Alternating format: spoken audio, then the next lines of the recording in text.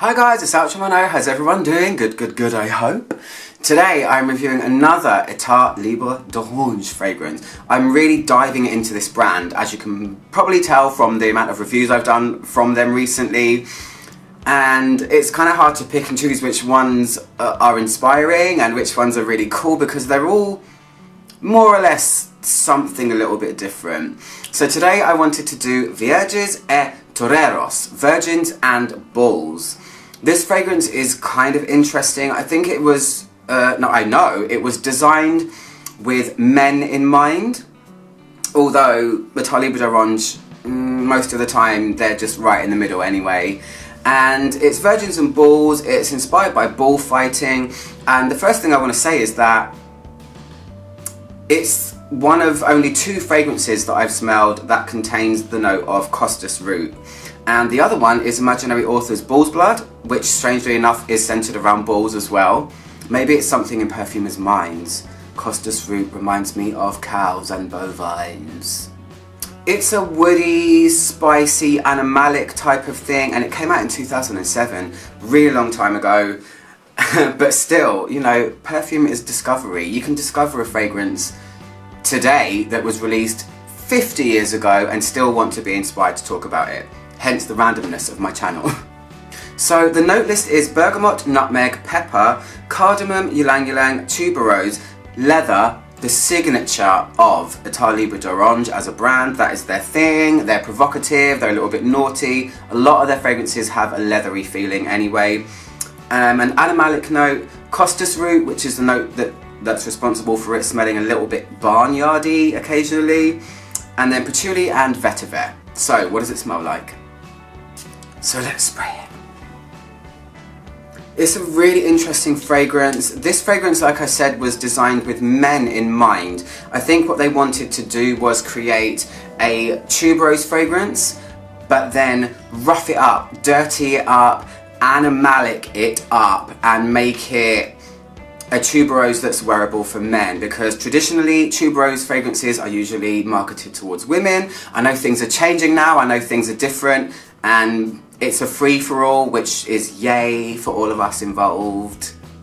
But they planned this one to be for men and have a tuberose note. So when you first spray this, you can really feel this. The costus root is very apparent. It's a very different type of costus root feeling, or the blend that it's in is very, very different to the bull's blood costus root in Bull's Blood. Yeah. Costus root in Bull's Blood by Imaginary Authors, if you smelled it, is very, very, very, very barnyardy. It's very rough, it's very dirty, it's paired together with dark musks and tobacco and rose.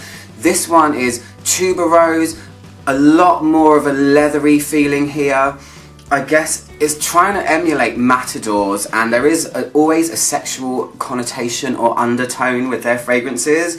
It's something about a virgin being taken by a...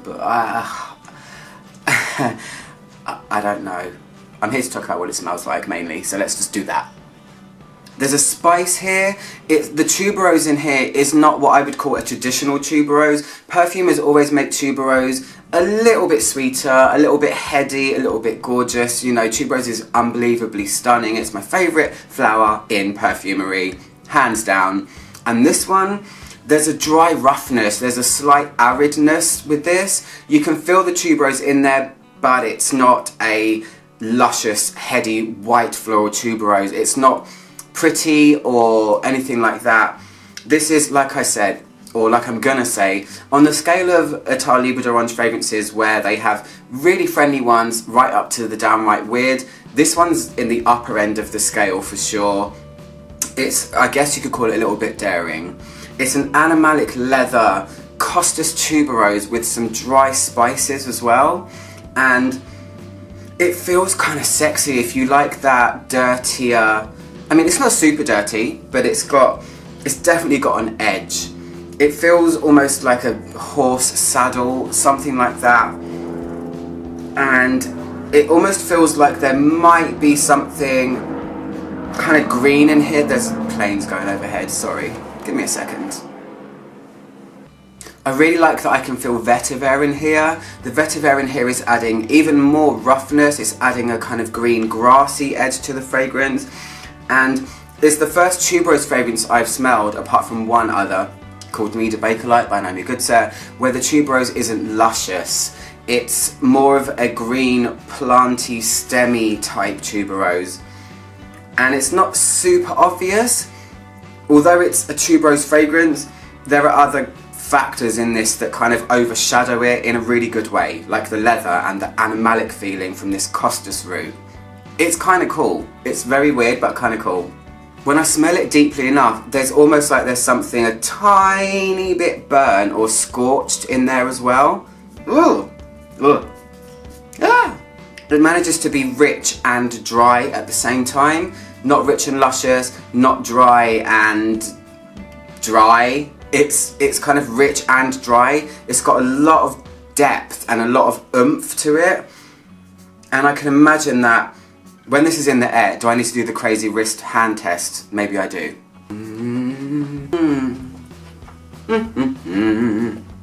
When it's in the air, it's a lot more one-noted, a lot more blended. One-noted not meaning characterless, but you can really get the entire feel for it.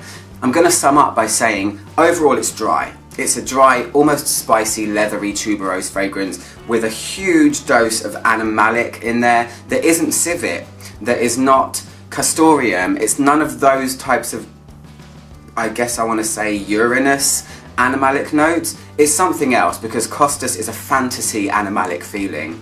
And it's one of those notes that plays with your imagination a little bit, where you know you're smelling something animalic, but it doesn't come from animals. Weird and wonderful. Well done, Etat Libre d'Orange. I get medium to long wear length out of this. I get at least 8 hours to 10. Of course, it projects a lot for about 5 or 6, but then it does come a bit closer. But because of the depth of it and because of the strength in terms of the ingredients inside of it, there is always going to be a presence when you wear this fragrance. You're always going to feel it. It's very cool. And I love it for an unconventional tuberose, because me personally, I always go for the prettier side, the sweeter, nice, lovely side of tuberose. So it's a good one. The only thing I can say in terms of development is that the animalic side of it does back off a tiny bit, and the spice when it's dry, but I don't find it to be too super changing. It doesn't morph a lot. It's not a massive chameleon on me. It just kind of does the job. You smell it and you're immediately taken in, and I like it when fragrances do that. Anyway, if you guys want to get this fragrance, head on over to natino.co.uk. They sell it there. I will post a direct link below in the description. And click my logo down there to subscribe, and I'll see you guys soon for another video. Goodbye.